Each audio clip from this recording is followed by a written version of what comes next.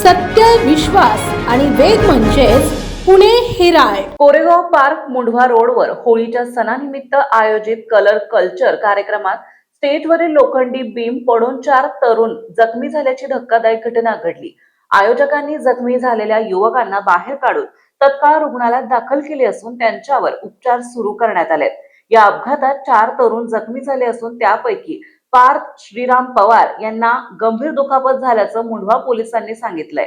दरम्यान आयोजक शुभम मुकेश घोष यांच्यावर गुन्हा दाखल करण्यात आल्याचं पोलिसांनी म्हटलंय.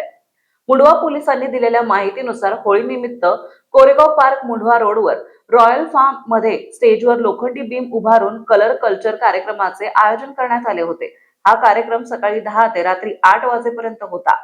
कार्यक्रमात रंग खेळण्यासाठी पुण्यातील युवक आणि युवती यांनी मोठ्या प्रमाणात गर्दी केली होती.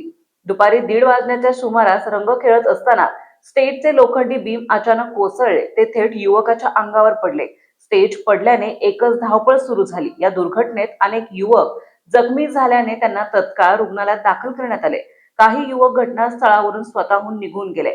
मुंढवा पोलिसांकडून होळीच्या कार्यक्रमाचे आयोजन करण्यासाठी एका खासगी इव्हेंट कंपनीला परवानगी मिळाली होती. मुंढवा पोलीस ठाण्याचे वरिष्ठ पोलीस निरीक्षक स्मिता वासनिक यांनी सांगितले, कोरेगाव पार्क मुंढवा रोडवर रॉयल फार्म मध्ये कलर कल्चर या कार्यक्रमात दुपारी 1:30च्या सुमारास स्टेजवरील लोखंडी बीम अचानक कोसळल्यामुळे काही युवक जखमी झाले आहेत.